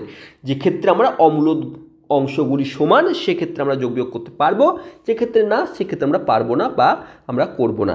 ঠিক আছে, তাহলে এই ফর্মুলা দুটি আমরা মনে রাখবো এবং এটির ইউজ করে আমরা কিছু অঙ্ক করলে আমরা বুঝতে পারবো বিষয়টি কীরকম হবে, সেটি করার চেষ্টা করি। এবার সর্বপ্রথমে এই যে প্রথম কোশ্চেনটি, আমরা 2 নম্বর কোশ্চেনটি আমাকে কি বলেছে, যে প্রমাণ করি √108 মাইনাস √75 এটি √3 হবে, আমাকে প্রমাণ করতে হবে। কি করব? সর্বপ্রথমে এই যে দুটি আকার আমাকে দিয়েছে, একে আমাকে লঘিষ্ঠ আকার বা সরলতম আকারে প্রথমে আমাকে নিয়ে আনতে হবে, জিনিসগুলোকে নিয়ে আনতে হবে। কি করব? তাহলে আমরা √108কে কীভাবে লিখব? প্রথমে 108কে আমরা ভেঙে নিই, 2 5 2 10 54, 2 2 1 2 2 4 14 7 2 14 3 9 27 3 3 9, এই আকারে আমরা রিপ্রেজেন্ট করতে পারি। অর্থাৎ 2 ইন্টু, একে আমরা রিপ্রেজেন্ট করবো 2 ইন্টু 2 ইন্টু 3 ইন্টু 3 ইন্টু 3। ওকে, খুব ভালো কথা। আর 75কে 25 3 75, অর্থাৎ 5 ইন্টু 5 ইন্টু 3 25 3 75 এই আকারে রিপ্রেজেন্ট করতে পারি। খুব ভালো কথা। এবার আমরা কি করব? দুটি পেয়ার পেয়ে গেছি, বেরিয়ে আসবে দুটির জন্য একটি বেরিয়ে আসবে, তাহলে 2 গণিত 3 বেরিয়ে চলে এলো। একটি কিন্তু কোনো বন্ধু পেলো না বলেও ভেতরেই পড়ে থাকলো, ওর কোনো সঙ্গী সাথী নেই, ভেতরেই পড়ে থাকলো। একই রকমভাবে এই দুটির জন্য একটি 5 বাইরে বেরিয়ে আসবে। 3 কোনো সঙ্গ পায়নি, নিজের মতন আকৃতির কোনো কিছু লক্ষ্য করেনি, তার 3 কিন্তু ভেতরেই পড়ে থাকবে। এবার কি পড়ে এলো? 6√3 মাইনাস 5√3, আমরা দুটি যোগ বিয়োগ করতে পারি কি? পারি। কারণ কি? এদের অমূলদ অংশ দুটির ক্ষেত্রে √3 আছে, মানে এরা দুটি হচ্ছে সদৃশ্য করণী, আর সদৃশ্য করণ হলে আমরা যোগ বিয়োগ করতে পারি। কার যোগ বিয়োগ করতে পারি? এদের সহগের। অর্থাৎ 6 থেকে 5 বিয়োগ করে দাও, 6 থেকে এখানে বিয়োগ চিহ্ন আছে তাই বিয়োগ করবো, প্লাস থাকলে প্লাস করতাম, 6 থেকে 5 বিয়োগ করলে কত হয়? 1, তাহলে 1√3 মানে √3। অর্থাৎ আমরা যে রাইট হ্যান্ড সাইড যেটি বলেছিল সেটি কিন্তু আমরা প্রমাণ করে ফেললাম, is equal to right hand proved হয়ে গেল। ঠিক আছে, খুব ভালো কথা, প্রমাণ হয়ে গেল। এবার আমরা পরের কোশ্চেনটি দেখি কি বলছে। পরের কোশ্চেনটি কি বলছে, যে 3 নম্বর কোশ্চেনটি বলছে কি, যে √98 প্লাস √8 মাইনাস 2√32 এটি সমান √2 হবে। কি করব? আমরা একই রকম কাজ করব। আমরা 98কে প্রথমে ভেঙে নিই। 98কে প্রথমে ভেঙে নিলে কি হবে? 98 2 4 2 8 18 9 2 18 7 7 49। ঠিক আছে, তাহলে 7 ইন্টু 7 ইন্টু 2 প্লাস 18কে, এই 8কে আমরা কি করতে পারি? 2 ইন্টু 2 ইন্টু 2 2 ইন্টু 2 ইন্টু 2, খুব ভালো কথা। মাইনাস আমরা নিচে করে নিচ্ছি, 2 ইন্টু কি আছে? 32কে কী করতে পারি? 2 2 4, 4 2 8, 8 2 16, 16 2 32, এটি করতে পারি। খুব ভালো কথা। এবার দেখো এই দুটি পেয়ারের জন্য একটি পেয়ার 7 বাইরে আসবে, তাহলে 7√2 প্লাস এই দুটির জন্য একটি 2 বাইরে আসবে, 2√2 মাইনাস একটি দুটি পেয়ার তৈরি হচ্ছে এখানে, দুটি পেয়ারের জন্য দুটি 2 বাইরে আসবে, অর্থাৎ 2 গণিত 2 একটা 2 বাইরে ছিল আর দুটো 2 বাইরে এলো, স্কোয়ার রুট অফ 2। ঠিক আছে, আমরা আরও সরলতম আকারে 7√2 প্লাস 2√2, 2 2 4, 4 2 8 মাইনাস 8√2 আকারে লিখলাম। এবার দেখো এই তিনটি করণই কিন্তু সদৃশ্য করণী, তাদের যোগ বিয়োগ করতে পারবো। কীভাবে যোগ বিয়োগ করতে পারবো? আমরা যে ফর্মুলা শিখেছি √2 লিখে দিলাম, 7 + 2 - 8, এইটাই কাজ করতে হবে। তাহলে কি পেলাম? 7 + 2 9 - 8 কত হয়? 1 হয়, ইজিক্যাল টু, এটাতে প্রমাণ করতে চেয়েছে, আমরা প্রমাণ করে ফেললাম। যেটি প্রমাণ করতে চেয়েছে সেটি আমরা প্রমাণ করে ফেললাম। তাহলে 1, 2 নম্বর এবং 3 নম্বর আমরা সলভ করে ফেললাম। এবার 3 নম্বর 4 নম্বরটি ক্ষেত্রে কিভাবে করবে? 4 নম্বর ক্ষেত্রে একই রকম কাজ করতে হবে আমাকে 48কে আমরা তার মৌলিক উৎপাদকে বিশ্লেষণ করব এবং তাকে একটি ভদ্রস্থ আকারে নিয়ে আনবো। 75কে আমরা আগেই করেছি, 5√5, 5 5 5 25, 25 5 75, 25 3 75, 5√3 আসবে। 192কে একই রকমভাবে ভেঙে নেব। ভাঙার পর আমরা যদি সদৃশ্য করণীগুলো যেগুলো পাবো সেইগুলোকে যোগ বিয়োগ করে তাদের সহগগুলি, যেমন এখানে করলাম, তাদের সহগগুলি যোগ বিয়োগ করে দেখব, লক্ষ্য করব সেটি কিন্তু শূন্য হয়ে যাবে। আর এটি আমাকে প্রমাণ করতে এই কোশ্চেনটিতে বলেছে। গলার অবস্থা একটু খারাপ, কারণ ঠান্ডা লেগে আছে, একটু ম্যানেজ করে নেবে। এবার আমরা নেক্সট কোশ্চেনে আসছি। দেখো এবার আমরা একটি তাহলে বাড়ি কাজ থাকলো, ঠিক আছে, আশা করছি খুব সিম্পল এবং করে ফেলতে পারবে। এবার একই রকমভাবে এটি বলেছে যে সরলতম মান নির্ণয় করো। সরলতম মান আমরা কি করব? তাহলে square root of 12 plus square root of 18 plus square root of 27 square root 32, এর সরলতম মান আমাকে নির্ণয় করতে বলেছে। আমরা কি করব?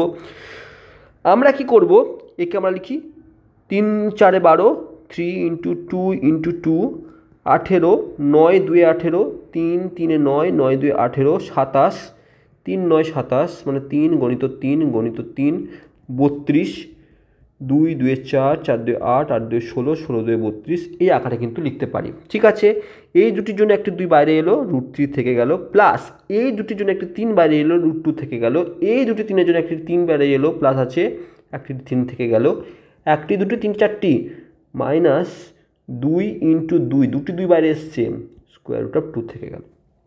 অর্থাৎ একে আমরা 4ও লিখে দিতে পারি, আমরা একবারে 4ই লিখে দিচ্ছি, এখানে আমরা একবারে 4 লিখে দিচ্ছি। তাহলে কি পাচ্ছি? এবার আমরা কি করব? এখানে যোগ বিয়োগ করার সময় মাথায় রাখবো আমরা সদৃশ্য করণীগুলোরই যোগ বিয়োগ করতে পারি। অর্থাৎ আমরা এটির সঙ্গে এটি করতে পারি আর এটির সঙ্গে এটি করতে পারি। এখন √3 কী আছে? 2টো √3 এবং 3টে √3, 5টা √3, 3টে √3 মাইনাস 4টে √2 মাইনাস √2। তাহলে এর সরলতম রূপ হচ্ছে বা সরলতম মান হচ্ছে 5√3 মাইনাস √2। ঠিক আছে, আশা করছি বুঝতে পেরেছো বা কোনো ডাউট নেই এখনো পর্যন্ত। দেখো খুব সুন্দর একটি পরের কোশ্চেনটিকে লক্ষ্য করে দেখো কি বলেছে, square root of 5 plus square root of 3 এর সঙ্গে কত যোগ করলে 2√3 হবে? আমি ধরে নিচ্ছি এর সাথে বা এর সঙ্গে x যোগ করলে যোগফল 2√3 হবে। আমি এটা ধরে নিচ্ছি, তার মানে তার অর্থ কি? তার অর্থ হচ্ছে square root of 3 plus √3 plus X is equal to 2√3 হবে, তাই না? এটি হওয়ার কথা, এটি উদ্দেশ্য। এবার আমরা এক্সের যদি ভ্যালু বের করি, বা তাহলে এক্স ইজ ইকুয়াল টু 2√3, এটি ওদিকে গেলে -√3 মাইনাস √3 এই আকারে আসবে। অর্থাৎ আমরা যখন যোগ বিয়োগ করেছি আমরা করণী, তখন কি বলেছি? সদৃশ্য। অর্থাৎ দুইটি থেকে একটি যদি বাদ দিয়ে দিই, দিলে অর্থাৎ √3 মাইনাস √5 এটি কিন্তু পড়ে থাকবে। অর্থাৎ এক্সের ভ্যালু অর্থাৎ √3 মাইনাস √5 এটি এলো। এবার এটি সত্যি কি এটি হবে? একটু পরীক্ষা করে দেখার চেষ্টা করি। আমরা যদি একটি পরীক্ষা করার চেষ্টা করি যে এটি সত্যি কি হচ্ছে, তাহলে এটির সঙ্গে এটি যোগ করে দাও, দেখো তো কি হয়। তার অর্থ হচ্ছে এটি প্লাস √3 মাইনাস √5, এটি কেটে গেল, তাহলে দুটি, একটি রুটটি একটি দুটি রুটটি কী পেয়েছিলাম, এটি তো বলেছে। তাহলে আমি যে উত্তরটি বের করেছি সেটি কিন্তু একদম সঠিক অ্যান্সার বের করেছি, তাই না? তাহলে আমরা কী করলাম, আমাকে জাস্ট এই কোশ্চেনগুলি আমাকে তুলে আমাদের কনসেপ্ট ক্লিয়ার করলো যে যদি কোনো একটি সংখ্যার সঙ্গে যদি তুমি এটি যোগ করো তাহলে এটি হবে, তার অর্থ আমাকে একটি যোগ বিয়োগের একটি পদ্ধতিকে বোঝানোর চেষ্টা করলো। দেখো নেক্সট আমরা কি কোশ্চেন, একই রকমভাবে একটি কোশ্চেন দিয়েছে যে 7 minus root three, 7 minus root three থেকে কত বিয়োগ করলে, আমি ধরে নিচ্ছি মনে করি এর সাথে সঙ্গে এক্স বিয়োগ করলে, এক্স বিয়োগ করলে বিয়োগফল 3 প্লাস রুট থ্রি হবে, আমি ধরে নিলাম। তার অর্থ কী, তাহলে কী পাচ্ছি, আমরা কী পাচ্ছি সেটা লিখি, 7 minus root three, 7 minus root three minus X is equal to 3 plus root three কিন্তু আমার দরকার, 3 প্লাস রুট থ্রি হবে কিন্তু এটি আমি বের করতে হবে। এবার আমরা কি করব, আমরা বা মাইনাস এক্সকে রাখলাম অ্যাজ ইট ইজ থাকলো, ঠিক আছে, 3 প্লাস রুট থ্রি যেরকম থাকলো আমরা এগুলিকে বাইরে বাম দিকে নিয়ে আসার চেষ্টা করছি, তাহলে -7 প্লাস রুট থ্রি হবে কিন্তু, ঠিক আছে, খুব ভালো কথা। এবার লক্ষ্য করে দেখার বিষয় হচ্ছে যে আমরা কি করব, যোগ বিয়োগ করার সময় বলেছি আমরা করণীর সঙ্গে করণী যোগ করব, এবং সেটি কি যদি সদৃশ্য করণী হয়, অর্থাৎ আমরা এটির সঙ্গে এটি যোগ করতে পারি কিন্তু এটির সঙ্গে এটি যোগ করতে পারি না। আবার মূলদ সংখ্যার সঙ্গে মূলদ সংখ্যা করব, অর্থাৎ 7 থেকে 3 আমরা এই -7 থেকে 3 যদি আমরা বিয়োগ করি তাহলে পাচ্ছি -4, আর একই রকমভাবে +2 রুট থ্রি কিন্তু পেয়ে যাচ্ছি, ঠিক আছে। এবার আমরা উভয় পক্ষে যদি -x দিয়ে গুণ করে দিই তাহলে কি পাচ্ছি, x ইজ ইকুয়াল টু আমরা পাচ্ছি 4 - 2 রুট থ্রি। তাহলে এখন এই 4 - 2 রুট থ্রি হবে এই কোশ্চেনটির অ্যান্সার। কী করব, আমরা যদি ডাউট থেকে থাকে যে এই বিষয়ে, তাহলে আমরা কী করব, এই সংখ্যাটি থেকে আমাকে কী বলেছিল, এই সংখ্যাটি থেকে আমাকে বলেছিল 7 - রুট থ্রি থেকে কত বিয়োগ করলে, এটি বিয়োগ করলে কত পাচ্ছি, 4 থেকে 7 বিয়োগ করলে 3 প্লাস রুট থ্রি, এটি তো পাচ্ছি, দেখো এটি তো অ্যান্সার বলেছে। তাহলে আমরা বোঝাতে দেওয়ার চেষ্টা করলাম যে করণীর যোগ বিয়োগ অ্যাকচুয়ালি কেমন হয়, কী প্রকৃতির হয়। এই কোশ্চেনগুলি তোমাকে এই কারণে করানো যে তুমি করণীর যোগ বিয়োগ সম্পর্কে যেন তুমি মাস্টার হয়ে যাও, অর্থাৎ কোথাও যেন ডাউট না থেকে থাকে করণী সম্পর্কে, করণীর যোগ বিয়োগ সম্পর্কে। এবার আমরা নেক্সট একই রকমভাবে আরেকটি কোশ্চেন আছে, দেখো আমাকে বলেছে 2 plus root three plus 3 plus root five plus 2 plus root seven, এদের যোগফল বের করতে বলেছে। তাহলে যোগ করতে হবে কি, 2 প্লাস আমরা ভেঙে দিচ্ছি, রুট থ্রি থাকলো, প্লাস রুট থ্রি থাকলো, রুট ফাইভ থাকলো, প্লাস 2 প্লাস রুট সেভেন। আমরা লক্ষ্য করে আমরা দেখে নেব সঙ্গে সঙ্গে যে আমাদের কী কী সংখ্যাগুলো সদৃশ্য করণী কোনগুলো। দেখো এটির সঙ্গে যোগ হবে আর অন্য কারোর সঙ্গে হবে না, ঠিক আছে। রুট ফাইভ কিন্তু রুট সেভেনের সঙ্গে হবে না, আবার মূলদ সংখ্যার সঙ্গে মূলদ সংখ্যা হবে। তাহলে এখন যদি তাই করে থাকি তাহলে 2-এর সঙ্গে 2 4 হয়ে গেল, রুট থ্রি 2 রুট থ্রি হয়ে গেল, 5 root five as it is পড়ে থাকবে, root seven as it is পড়ে থাকবে, মানে এটিই হবে কিন্তু এর যোগফল বা বিয়োগফল। এর থেকে আর অন্য কোনো রূপ কিন্তু হওয়ার কোনো চান্স কিন্তু নেই। এটি হচ্ছে আমাদের অ্যান্সার, ঘাবড়ানোর কিছু নেই, ঘাবড়ানোর এটিই হচ্ছে অ্যান্সার। কারণ কি, লক্ষ্য করে দেখো এখানে রুট ফাইভ এবং রুট সেভেন দুটি অসদৃশ্য করণীয়, যোগ বিয়োগ হওয়ার কোনো চান্স নেই। রুট থ্রি একাই পড়ে আছে, 4 মূলদ সংখ্যা, তাহলে এদের কাউরির সঙ্গে কাউরি আর যোগ বিয়োগ হবে না, মানে এটি হচ্ছে আমাদের লাস্ট আমাদের সলিউশন, ঠিক আছে। এবার আমরা নেক্সট বিষয়টি বোঝার চেষ্টা করি। দেখো এবার আমরা করণীর গুণ ফল করা শিখবো। তার পূর্বে একটি বিষয় বোঝার চেষ্টা করি যে যদি রুট 7 একটি করণী, খুব ভালো কথা, এবং রুট 11 এটি একটি করণী, এদের গুণফল কিভাবে হয়, কিভাবে হয়ে থাকে, প্রথমে সেটি বোঝার চেষ্টা করি। দেখো এদের গুণফল অর্থ আমরা অন্য রকমভাবে দেখব, আমরা করণী গুণফল হিসাবে দেখব না, আমরা সূচকীয় গুণফল আকারে ভাববো। এইটির অর্থ হচ্ছে 7/1/2, আর এটি কথার অর্থ হচ্ছে 11/1/2। কোনো ডাউট আছে? কোনো ডাউট নেই। এখন আমরা সূচকের এই যে সূত্রটি আমরা ভালো করেই জানি যে যদি a⁴m ইন্টু b⁴m হয়ে থাকে, মানে আমাদের যদি সূচক যদি সেম হয়ে থাকে তাহলে আমরা এটি কিন্তু এইভাবে কিন্তু লিখতে পারি। এটি আমরা কিসে সূচকে শিখেছিলাম, যখন a b ≠ 0 এবং m একটি মূলদ সংখ্যা হয়ে থাকবে, এক্ষেত্রে আমরা করতে পারি। দেখো লক্ষ্য করে দেখো যে এখানে a b অর্থাৎ 7 এবং 11 দুটি 0 নয়, তার সঙ্গে সঙ্গে m সেম মূলদ সংখ্যা মানে এদের সূচক বা পাওয়ারটি বা ঘাতটি একটি মূলদ সংখ্যা, 1/2 মূলদ সংখ্যা, কোনো ডাউট নেই এতে। তাহলে আমরা একে আমরা এই রূপ এই যে ফর্ম সূচকের যে ধর্ম তার উপর যদি রিপ্রেজেন্ট করতে যাই তাহলে কি পাচ্ছি 7 × 11^1/2 এই আকারে লিখতে পারি আমরা এই আকারে। তার অর্থ হচ্ছে আমি ভেতরে যদি গুণ করে দিই 7 × 11 77 77 1/2 আকারে আছে লিখতে পারি। আবার 1/2কে যদি আমরা আগের ফর্মে নিয়ে আসি অর্থাৎ আমরা যদি স্কোয়ার রুটের ফর্মে নিয়ে আসি তার অর্থ 77 এই আকারে রিপ্রেজেন্ট করতে পারি। তাহলে একটা জিনিস লক্ষ্য করে দেখলাম এবার এইট ইজ ইকুয়াল টু আমরা কী পেলাম স্কোয়ার রুট অফ 77। তার অর্থ হচ্ছে দুটি করণী যদি গুণফল হয়ে থাকে তখন তাহলে আমরা তাদের ভেতরের সংখ্যা দুটি গুণ করব এবং স্কোয়ার রুট অফ নিয়ে নেব। অর্থাৎ যদি এক্ষেত্রে ধরো কিউব রুট অফ থাকতো, cube root of 7 × cube root of 11 থাকতো, সেক্ষেত্রে কী করতাম একই রকমভাবে কিউব রুট অফ 7 × 11 অর্থাৎ কিউব রুট অফ 77 নিতাম। অর্থাৎ আমরা এখন স্কোয়ার রুটের কাজ করছি কিন্তু কিউব রুট হলে একই পদ্ধতি। কিন্তু তাহলে আমরা কি দেখলাম একটি পদ্ধতিকে লক্ষ্য করলাম। কোন পদ্ধতি কিসের উপর বেস করে? সূচকের উপর বেস করে আমরা এই পদ্ধতি এসেছি যে দুটি মূলদ সংখ্যা সেটি সদৃশকরণী হোক বা না হোক, দুটি করণী সেটি সদস্যকরণী হোক বা না হোক। এখানে কিন্তু যোগ বিয়োগ করার মতন যেমন সদস্যকরণী এবং অসদস্যকরণী যোগ বিয়োগের ক্ষেত্রে আমরা প্রযোজ্য হচ্ছিল, যোগ করতে সদস্যকরণের সঙ্গেই যোগ হচ্ছিল, গুণ করতে মানে বিয়োগ করতে সদস্যকরণের সঙ্গেই বিয়োগ হচ্ছিল। এক্ষেত্রে লক্ষ্য করে দেখো কিন্তু এই √7 এবং √11 এটি উভয় কিন্তু অসদৃশকরণী, তা সত্ত্বেও এদের গুণ কিন্তু পসিবল হলো, তাই না? তাহলে আমরা এই ভাগ অর্থাৎ আমরা যদি square root of a × square root of b হতো তাকে আমরা স্কোয়ার রুট অফ ab আকারে লিখতে পারি। এটি গেল প্রথম কথা, ঠিক আছে।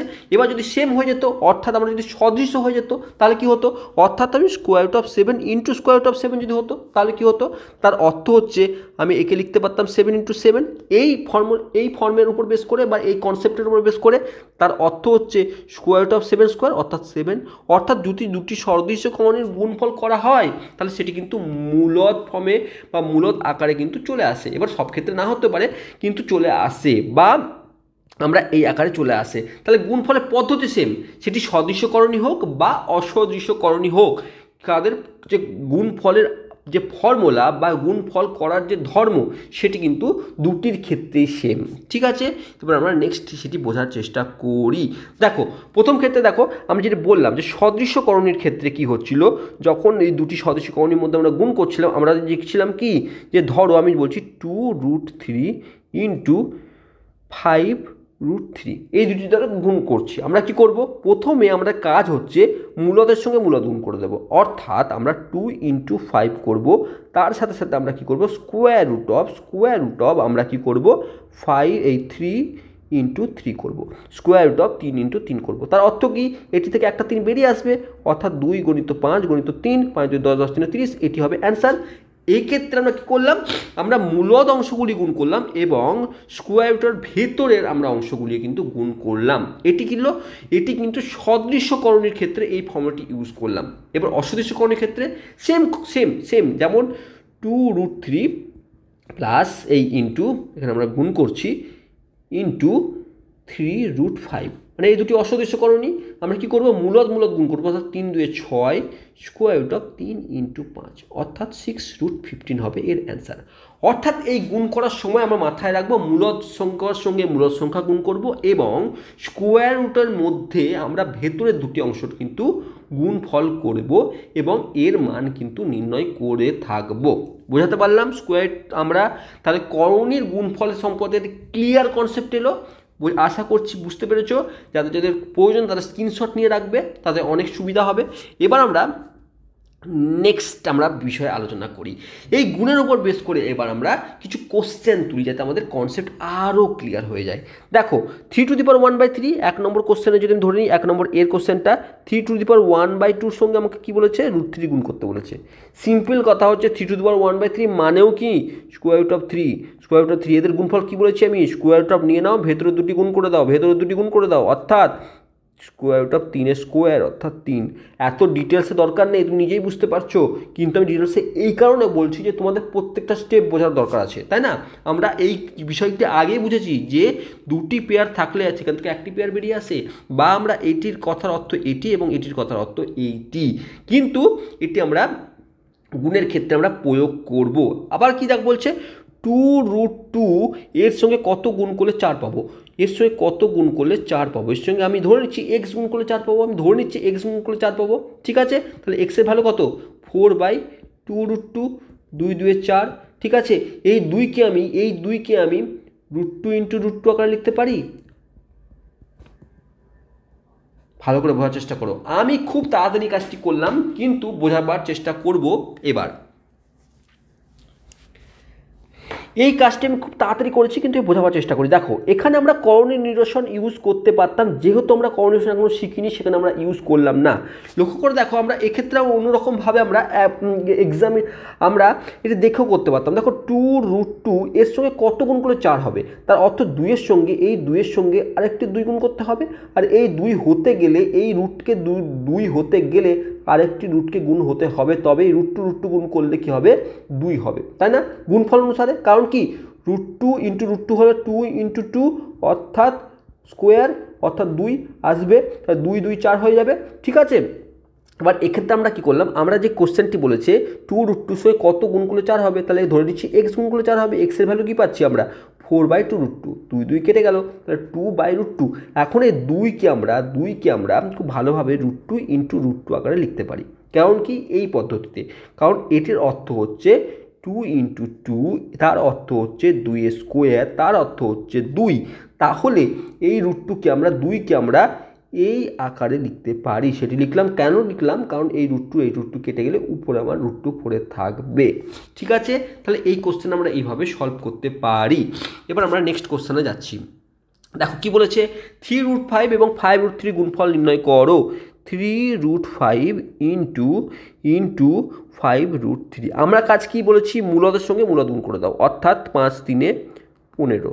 স্কোয়ার রুট অফ কী করবো, 5 × 3 কী করবো, স্কোয়ার রুটের ভেতরে গুণ করবো, অর্থাৎ 5 3 15, 15 × 15, ঠিক আছে? এর থেকে আর সরলতম রূপ পেতে পারি আমরা না।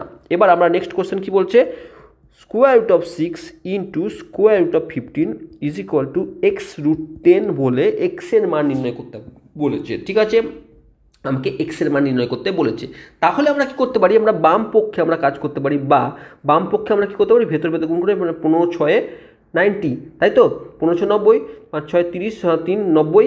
এবার আমরা 90কে, বা আমরা ডান পক্ষ অ্যাজ ইট ইজ থেকে গেল, 90কে আমরা ভাঙতে পারি। কীভাবে ভাঙতে পারি, 9 10 90, 9 × 10, 9 মানে অর্থ হচ্ছে 3 3 9, 3 3 9 মানে 3 স্কোয়ার, অর্থাৎ এখান থেকে 3 বেরিয়ে আসবে, 3√10 = x√10। আমরা যদি কম্পেয়ার করি, আমরা যদি উভয় পক্ষে কম্পেয়ার করি, x = 3 হওয়ার জন্যই এই দুটি ইকুয়াল হবে, কারণ left hand side = right side. তাহলে √2 তো মিলে গেছে, তাহলে এক্সের জায়গায় √3 হলে, এক্সের জায়গায় 3 হলে তবে সেটি পসিবল, মানে বাম পক্ষ সমান ডান পক্ষ পসিবল। তাহলে আমরা যদি কম্পেয়ার করি তাহলে এক্সের ভ্যালু কত পাচ্ছি, 3 পাচ্ছি। তাহলে এই কোশ্চেনে এক্সের ভ্যালু কত, 3 হয়ে থাকবে, তাই না? তাহলে বোঝাতে পারলাম। এবার আমরা নেক্সট কোশ্চেনে আসছি। গুণফল নির্ণয় করতে বলেছে, আমরা কিছু কোশ্চেনে গুণফল নির্ণয় করতে বলেছে, আমরা করবার চেষ্টা করব, কেন করব না, আমরা চেষ্টা করব। আমরা প্রথম কোশ্চেনটা কি বলেছে, √7 × √14 এটি বলেছে।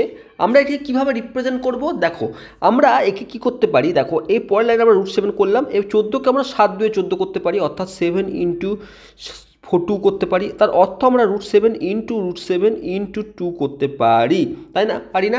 আবার এটি এই লাইনটি না করে আমরা অন্যরকমভাবে লিখতে পারি, যে স্কোয়ার রুট অফ 7 × 7 × 2 লিখতে পারি, তাই না? তো আমরা গুণফলের আকারে, তাহলে এই দুটির জন্য 1 2 আমরা একটি 7 পেরিয়ে আসবে, এই দুটি 7-এর জন্য আমরা একটি 7কে আমরা বাইরে আনতে পারবো, অর্থাৎ 7√2 কিন্তু এর অ্যান্সার হবে। আমরা বিসি কোশ্চেনটি দেখি কি বলেছে, √5 × √15 × √3, 5 3 15। তাহলে আমরা কি করতে পারি, দেখো আমরা ভেতরে গুণ করতে পারি, অর্থাৎ 5 × এই 15কে 5 3 15, আবার এই 3কেও গুণ। আমরা কি করতে পারলাম, আমরা বলেছি যে তিনটি সংখ্যা যদি, তিনটি করণী যদি গুণ করতে হয়, তাহলে আমরা কী করবো, এই স্কোয়ারকে দিয়ে দেবো সংখ্যা 3টির গুণ করে দেবো ভেতরে। তাহলে সংখ্যা 3টির বিরুদ্ধে প্রথমে 5 থাকলো, 15কে আমরা 5 3 15 আকারে লিখলাম, আর 3কে 3 আকারে লিখলাম। তাহলে কী করলাম, 2টি 5-এর জন্য একটি 5 বেরিয়ে এলো, 2টি 3-এর জন্য একটি 3 বেরিয়ে এলো। তাহলে কত আসছে, 5 3 15। এর অ্যান্সার হলো সি এরটা, যে 15। এবার আমরা নেক্সট কোশ্চেনটি দেখার চেষ্টা করি, বা নেক্সট গুণফলটি দেখার চেষ্টা করি। দেখো এক্ষেত্রে আমরা কী করবো, দেখো √2 3 + √5 আছে। এক্ষেত্রে আমরা গুণফলের ক্ষেত্রে একই রকম কাজ করব, অর্থাৎ প্রথমে এটির সঙ্গে এটি গুণ করবো, অর্থাৎ 3√2 + √2 × √5 করবো। 3√2 অ্যাজ ইট ইজ থাকলো, আর এক্ষেত্রে কী করবো, 5 2 10 এই আকারে আমরা লিখে দেব। ঠিক আছে, তাহলে এটি হচ্ছে এর গুণফল। এবার আমরা 4 নম্বর কোশ্চেন, আমরা ABCD এবং ই এর কোশ্চেনটি কী বলেছে, √2 + √3 √2 - √3। এদের আমরা গুণ করতেই পারতাম, আমরা √2 সঙ্গে √2 √3 সঙ্গে √3 এভাবে গুণ করতেই পারতাম, কিন্তু লক্ষ্য করে দেখো, মানে এখানে আমরা x + y ইন্টু যদি আমরা x - y থাকে, তাহলে সেক্ষেত্রে আমরা কি x এভাবে গুণ না করে আমরা একটি ফর্মুলা ইউজ করতে পারি, সেটা হচ্ছে x² - y²। আর এক্ষেত্রেও আমরা সেই ফর্মুলা ইউজ করবো, অর্থাৎ a + b × a - b, অর্থাৎ √2² - √3²।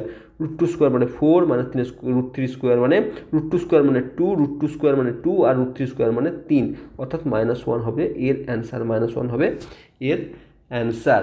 আশা করছি এই কোশ্চেনগুলি ক্লিয়ার হয়েছে, খুব জলের মতন ক্লিয়ার হয়েছে আশা করছি। যদি এটি ক্লিয়ার হয়ে থাকে তাহলে আমরা কিছু কনসেপ্টের উপর এবার আলোকপাত করব, বা কনসেপ্টকে বোঝার চেষ্টা করব। এবার আমরা যে বিষয়ের উপর আলোকপাত করব সেটি হচ্ছে অনন্যকরণী কাকে বলে, বা অনন্যকরণী অ্যাকচুয়ালি কি বলতে চাইছে, এর সংজ্ঞা বা ডেফিনেশন কি। দেখো লক্ষ্য করে দেখো কি বলছে, দুটি করণীর গুণফল যদি 1 হয় তাহলে একটিকে অপরটির অনন্যকরণী বলা হয়ে থাকে। অর্থাৎ ধরো দুটি করণী আমাকে বলা আছে, ধরো √3 একটি করণী, ঠিক আছে, আরেকটি করণী √2, এদের গুণফল যদি 1 হয়, কিন্তু এক্ষেত্রে আমার তো 1 হচ্ছে না, তাহলে এরা কিন্তু একে অপরের অনন্যকরণী হতে পারে না। কখন হতে পারে, ধরো একটি করণী আমি ধরে নিচ্ছি 4 - 15, এটি একটি করণী, আবার 4 + √15 এটিও আরেকটি করণী। এদের যদি গুণফল করা হয়, গুণফল করে দেখি, √15 × 4 - √15, এদের গুণ করলে কী হবে, a + b × a - b, a + b × a - b মানে 4² - √15 তার স্কোয়ার, 4² মানে 16 - 15 অর্থাৎ 1। অর্থাৎ এই দুটি করণে একে অপরের আমি অনন্যকরণী বলতে পারি। একই রকমভাবে আরও অনেক করণী হতে পারে, যেমন 5√3 আর একটি 5 - √3/2, এই দুটি করণীকেও যদি আমরা গুণ করি সেক্ষেত্রেও এই দুটি করণী কিন্তু গুণফল 1 হবে। তাহলে আমরা কি ভাবলাম, আমরা কি বুঝলাম, যে দুটি করণীর গুণফল যখন 1 হবে সেক্ষেত্রে আমরা বলতে পারি সেই দুটি করণকে একে অপরের অনন্যকরণী। ঠিক আছে, এবার আমরা নেক্সট কি জানতে চাইছি, এবার আমরা করণী নিরসন। করণী খুব গুরুত্বপূর্ণ এবং খুব ইম্পর্টেন্ট কনসেপ্ট হচ্ছে করণী নিরসন বা করণী নিরসক উৎপাদকের বিষয় জানা। ঠিক আছে, তো এটি কেন, এটি কী কারণে, এবার বোঝার চেষ্টা করো। সর্বপ্রথমে করণী নিরসন ব্যাপারটি হচ্ছে, বা তার ইংরেজি নাম হচ্ছে র্যাশনালাইজম। কেন, কারণ করণী আমরা আগেই শিখেছি, প্রথম ভিডিওতে আমি ভালোভাবে বুঝিয়েছি যে একটি করণী কথার অর্থ হচ্ছে সেটি কিন্তু ইরাশনাল নাম্বারকে রিপ্রেজেন্ট করে। একটি করণী সব সময় একটি ইরাশনাল নাম্বারকে রিপ্রেজেন্ট করে, কিন্তু প্রত্যেকটি ইরাশনাল নাম্বার কিন্তু করণী নয়। এবার কথা হচ্ছে যে কোনো একটি করণী মানে অমূলদ সংখ্যাকে মূলদ সংখ্যায় রূপান্তর করার যে পদ্ধতি, অর্থাৎ ধরো আমি √5কে আমি বলছি এটি একটি করণী, একে কোনো কিছু গুণ করে একে যদি আমি একে মূলদ সংখ্যাতে নিয়ে যেতে পারি, মূলদ সংখ্যায় রূপান্তর করতে পারি, তাহলে সেই পদ্ধতিটিকে বলা হয় করণী নিরসন পদ্ধতি বা র্যাশনালাইজম। র্যাশনালাইজম মানে কি, র্যাশনাল নাম্বারে রূপান্তর করা।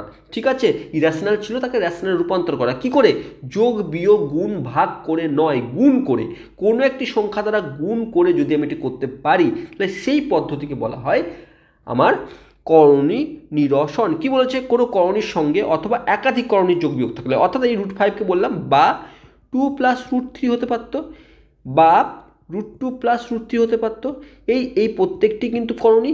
এই রকম করণীর সঙ্গে কোনো উৎপাদক গুণ করলে, অর্থাৎ কোনো একটি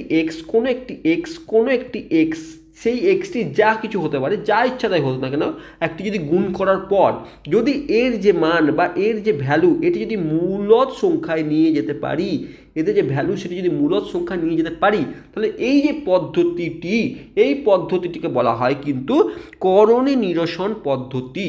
কি পদ্ধতি? করণী নিরসন বা র্যাশনালাইজেশন পদ্ধতি। ঠিক আছে, এবার এই যে এক্স, এই যে একটি ফ্যাক্টর বা একটি উৎপাদককে আমরা গুণ করলাম, এই যে একটি উৎপাদককে গুণ করার ফলে এই সংখ্যাগুলি বা মূলদ সংখ্যায় রূপান্তর হলো, এই সংখ্যাটিকে বলবো, এই এক্স টাইপের যে সংখ্যাটি, একে বলবো আমরা করণী নিরসক উৎপাদক। বোঝাতে পারলাম? এই টাইপের সংখ্যাকে বলবো আমরা করণী নিরসক উৎপাদক।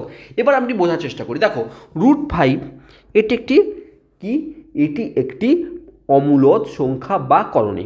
এর সঙ্গে আমি যদি আরেকটি √5 গুণ করি, তাহলে কি পাচ্ছি? √5 গুণ করলে আমরা পাচ্ছি √25, তার অর্থ হচ্ছে 5, অর্থাৎ এটি কি মূলদ সংখ্যা। তাহলে আমরা এই এক্সাম্পল থেকে বুঝলাম যে এই যে পদ্ধতি, এই পদ্ধতিকে বলবো করণী নিরসন, যেখানে আমরা করণী থেকে মূলদ সংখ্যায় নিয়ে যাচ্ছি বা অমূলদ সংখ্যাকে মূলদ সংখ্যায় পরিণত করছি। কিসের মাধ্যমে? কোনো একটি সংখ্যাকে বা কোনো একটি উৎপাদককে গুণ করার মাধ্যমে। এই যে উৎপাদক, এই যে অংশটি, একে আমরা কি বলবো? করণী নিরসক উৎপাদক বা র্যাশনালাইজিং ফ্যাক্টর। বোঝাতে পারলাম? একই রকমভাবে 2 + √3 এর সঙ্গে যদি আমি 2 - √3 গুণ করে দিই, তাহলে কি পাবো? 2 × 2 = 4 - 3 অর্থাৎ 1। অর্থাৎ এই 1 এটি একটি মূলদ সংখ্যায় রূপান্তর হলো। কার জন্য? 2 - √3 কে গুণ করার জন্য। এর মানে না 2 - √3 গুণ হবে, তুমি -2 + √3 গুণ করতে, সেটি ক্ষেত্রে হতো। একে তুমি যদি 2 + √3 কে তুমি যদি -2 + √3 দ্বারা গুণ করতে, তাতেও তুমি এর মূলদ মানটি পেতে।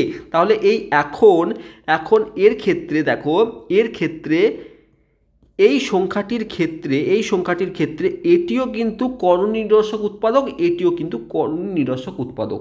কারণ কি? এই উৎপাদকটি গুণ করার পর এটি কিন্তু একটি মূলদ সংখ্যায় রূপান্তর হয়েছে, তাই না? বোঝা গেল? তাহলে আমরা এক্ষেত্রে বলবো আবার একই রকমভাবে √5 এর ক্ষেত্রে দেখো, √5 এর ক্ষেত্রে যদি আমরা -√5 দ্বারা গুণ করতাম, তাহলে কি হতো? -5 দ্বারা রূপান্তর হতো। অর্থাৎ এটি একটি মূলদ সংখ্যা, তার অর্থ হচ্ছে এই -√5ও কিন্তু একটি করণী নিরসক উৎপাদক। কোনো ডাউট আছে? আশা করছি কোনো ডাউট থাকার কোনোরূপ ডাউট নেই। কারণ আমরা কি বুঝলাম যে কোনো একটি করণীকে যখন আমরা মূলদ সংখ্যায় রূপান্তর করব, সেই পদ্ধতিকে বলা হবে র্যাশনালাইজেশন বা করণী নিরসন। আর সেটি করতে গিয়ে যে সংখ্যাকে আমরা গুণ করব, এক্ষেত্রে মাথায় রাখবো আমরা কিন্তু গুণফলই বের করব। গুণফল নয়, গুণফলটি বের করব। সেই গুণফলটির আকারে হবে, কিন্তু যোগ বিয়োগ করে। অর্থাৎ তুমি করলে যে √5 - √5 করে দিও, অর্থাৎ 0 হয়ে গেল। এটি কিন্তু নয়, কিন্তু এই পদ্ধতিকে করণী নিরসন বলে না। গুণ করে আমি যখন কোনো করণীর সঙ্গে কোনো একটি অন্য করণী হতে পারে বা অন্য কোনো সংখ্যা হতে পারে, তাকে গুণ করে আমরা সেকে মূলদের সংখ্যায় রূপান্তর করব, সেই পদ্ধতিকে বলবো আমরা র্যাশনালাইজেশন বা করণী নিরসক। আশা করছি বোঝাতে পেরেছি। এই কোশ্চেনগুলি আমরা তাহলে এটি বুঝতে পারবো যে এই সংখ্যাগুলির করণী নিরসক উৎপাদক কি কি হতে পারে, আমাদের কিন্তু একটি আইডিয়া চলে আসবে। দেখো, এটি করার মাধ্যমে আমরা কিন্তু এই কোশ্চেনগুলি করার মাধ্যমে আমরা কিন্তু উপরের আইডিয়াটি ক্লিয়ার হবে। আমরা কি বলেছে, এই √5 প্রথম কোশ্চেনটি যদি তুলে ধরি, যে √5 + √2 এর করণী নিরসক উৎপাদক কি হতে পারে, মানে এর সঙ্গে কোনো একটি কিছু গুণ করে এর মূলদ সংখ্যা আকারে নিয়ে যেতে পারে। আমরা কি করব? আমরা মাথায় রাখবো এই সঙ্গে যদি আমরা √2 গুণ করি, অর্থাৎ আমরা এর সঙ্গে যদি এটি গুণ করি, কি করলাম? আমরা চিহ্ন পরিবর্তন করে দিলাম। তাহলে কি পাচ্ছি? a + b × a - b, অর্থাৎ √5² -√2² অর্থাৎ 5 - 2 অর্থাৎ 3 পাচ্ছি। অর্থাৎ একটি মূলদ সংখ্যায় রূপান্তর করতে পারছি। তাহলে এই যে পদ্ধতি, তাহলে আমরা কি বলতে পারি? তাহলে একে আমরা বলতে পারি কি? একে বলতে পারি যে এই সংখ্যাটি একটি করণী নিরসক উৎপাদক। অথবা আরেকটিও বলতে পারি, কি আরেকটি হতে পারে? +√2। লক্ষ্য করে দেখো, যদি আমরা এটিও করতাম, এর ক্ষেত্রেও একই রকমভাবে ধরো এটি যদি গুণ করি, আমরা দেখি কি পাচ্ছি। এখন এটি এটিকে যদি বি ধরে নিই, অর্থাৎ a এখন এটিকে যদি a ধরে নিই, a + b × a - b, অর্থাৎ √2 তার স্কোয়ার -√5 এর স্কোয়ার। এক্ষেত্রেও দেখো 2 - 5, অর্থাৎ আমি কি পাচ্ছি? 3 পাচ্ছি।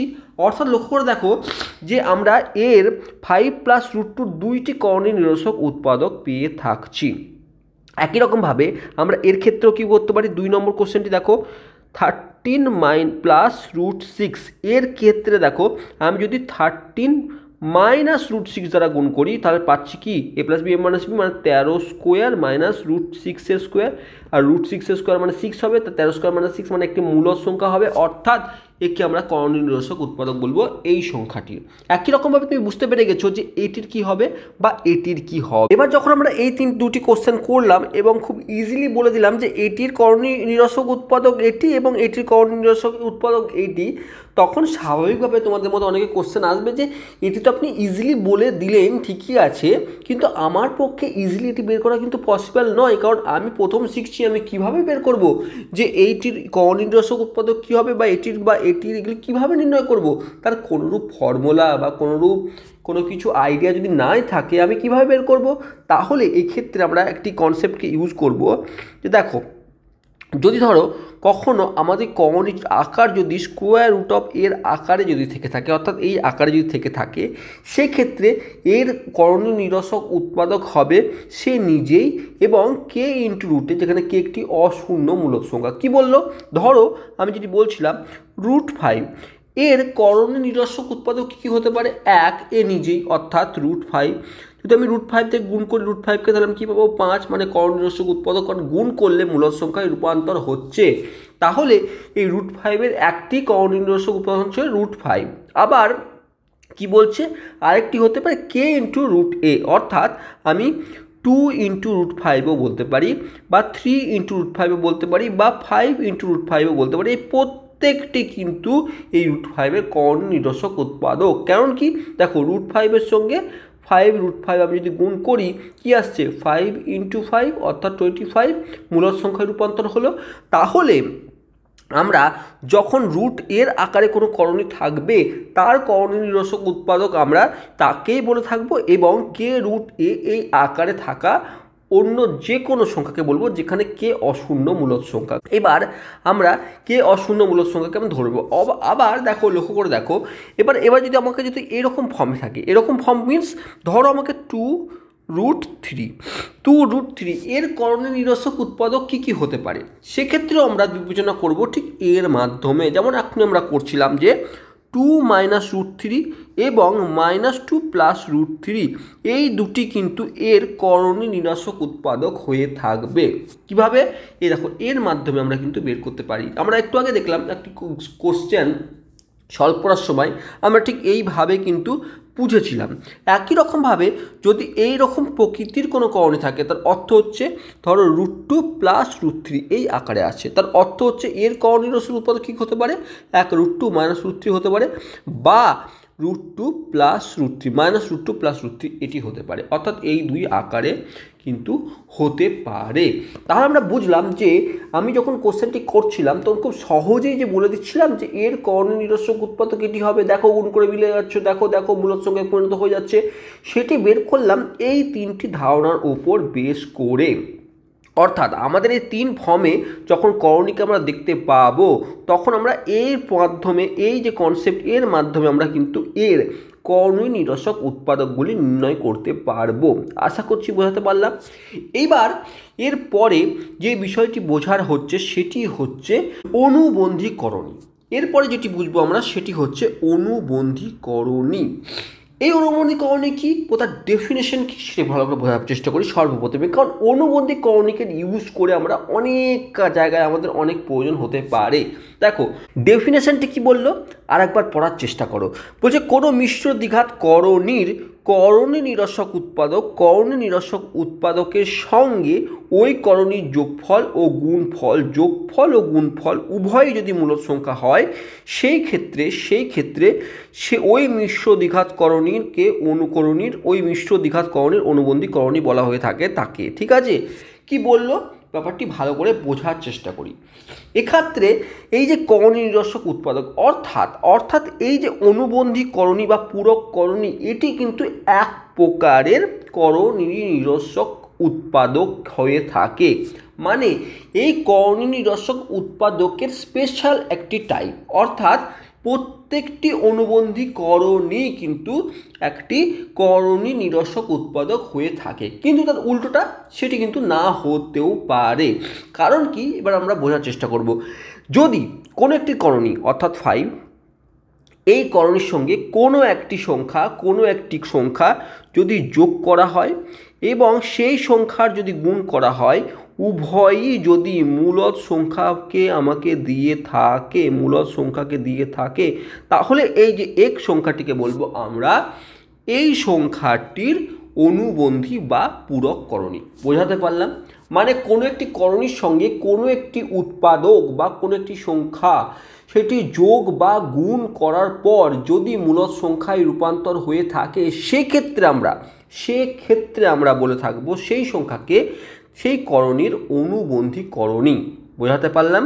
আবার বলি, যেমন আমি বললাম যে √5 একটি করণী, এর অনুবন্ধী করণী সেইটি হতে পারে যার সঙ্গে এর যোগ এবং বিয়োগ গুণ করলে উভয়ই মূলদ সংখ্যা হয়ে থাকবে। এবার তোমার মাথায় আসবে যে √5 অনুবন্ধী করণী কি হবে, কারণ অনুবন্ধী করণী একটু আগে আমরা বললাম অনুবন্ধী করণ হচ্ছে করণী নিরসক উৎপাদক। তাহলে √5 এর করণী নিরসক উৎপাদক আমরা কি পারি, আমরা √5 জানি। তাহলে √5 সঙ্গে √5 গুণ করলে সেটি 5 হয়, সেটি তো হবেই। কারণ কি, করণী নিরসক উৎপাদকতে গুণ করলে তো সেটি মূলদ সংখ্যায় হবে, কিন্তু যোগ করলে এই ক্ষেত্রে স্পেশাল একটি অ্যাড করা হয়েছে, যোগ করা। অর্থাৎ গুণের সঙ্গেও শুধু গুণ নয়, যোগও করতে হবে এবং যোগ করেও কিন্তু মূলদ সংখ্যায় রূপান্তর হতে হবে। এবার √5 সঙ্গে যদি √5 আমরা যোগ করি তাহলে 2√5 হয়, 2√5 হয়ে থাকে, যেটি কিন্তু অমূলদ সংখ্যা বা একটি করণীকে রিপ্রেজেন্ট করছে, মূলদ সংখ্যাকে রিপ্রেজেন্ট করছে না। তাহলে কিন্তু √5 একটি করণী নিরসক উৎপাদক অবশ্যই, কিন্তু একটি অনুবন্ধী করণী নয়। তাহলে কি হবে? তাহলে দেখো, আমরা এর বিচারে আমরা যে এখনই যে নিয়মটি শিখলাম সেই হিসাবে এর তো এই √5 আরও করণী নিরসক উৎপাদক হতে পারে এর দ্বারা। তাহলে আরেকটি আমি ধরে নিচ্ছি যে আরেকটি এর করণী নিরসক উৎপাদক আমরা 2√5কে ধরে আমরা কল্পনা করছি। তাহলে তার সঙ্গে যোগ করে দেখি, তার সঙ্গে যোগ করলেও 2√5 প্লাস √5 হবে 3√5, মানে গুণ করলে করণী নিরসন হয়ে যাবে, কিন্তু যোগ করলে হচ্ছে না। তাহলে আর কি করতে পারি আমরা, কে এর মান কি বলেছে, কে এর মান আমাকে বলেছে যে কোনো কে এর মান কি বলেছে দেখি, কে এর মান কিন্তু অশূন্য মূলদ সংখ্যা বলেছে, মানে নেগেটিভও হতে পারে, মূলদ সংখ্যা বলেছে নেগেটিভও হতে পারে। তাহলে আমি এখন যদি √5 সঙ্গে আরেকটি করণী নিরসক উৎপাদক -√5কে কনসিডার করি, এবার দেখি তো যদি আমরা সেটি করি, তাহলে যদি গুণ করি √5 ইন্টু -√5, তাহলে -5 হবে, যেটি একটি মূলদ সংখ্যা। আবার √5 সঙ্গে যদি আমরা √5 যদি যোগ করি, তাহলে আমরা 0 পাচ্ছি, যেটিও কিন্তু একটি মূলদ সংখ্যা। তাহলে কি পেলাম? তাহলে এই যে এখন একটা জিনিস ক্লিয়ার হয়ে গেল যে √5 একটি করণী, তার করণী নিরসক উৎপাদক অনেক হতে পারে, √5 হতে পারে, 2√5 হতে পারে, আরও অনেক কিছু হতে পারে, কিন্তু তার মধ্যে একটি স্পেশাল, সেটি হচ্ছে -√5 সেটি পেলাম, যার জন্য কিন্তু এই করণীর সঙ্গে যোগ এবং গুণ উভয়ের ক্ষেত্রেই এটি মূলদ সংখ্যাকে প্রদান করলো বা দান করলো। তাহলে এই -√5কে আমি বলে থাকবো √5 অনুবন্ধী করণী। একই রকমভাবে অন্য একটি সংখ্যা ধরি, 2 + √3, এর করণী নিরসক উৎপাদক কি? এর করণী নিরসক উৎপাদক দুটি হতে পারে।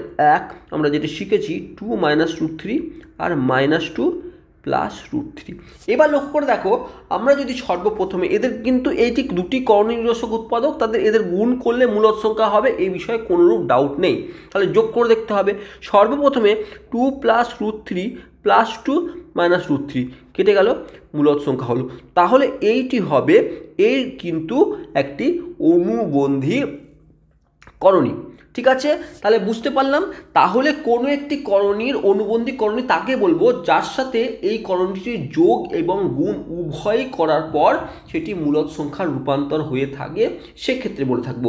তাহলে অনুবন্ধী করণী করণী নিরসক উৎপাদের মধ্যে মধ্যে অবস্থিত কোনো একটি সংখ্যা হতে পারে, কিন্তু সকল করণী নিরসক উৎপাদকই কিন্তু অনুবন্ধী করণী হতে পারে না। কিন্তু কিন্তু এখান থেকে আরেকটি জিনিস ক্লিয়ার হয়ে গেল যে কোনো করণী যে কোনো অনুবন্ধী করণী কিন্তু করণী নিরসক উৎপাদকই হয়ে থাকে। ঠিক আছে, ক্লিয়ার।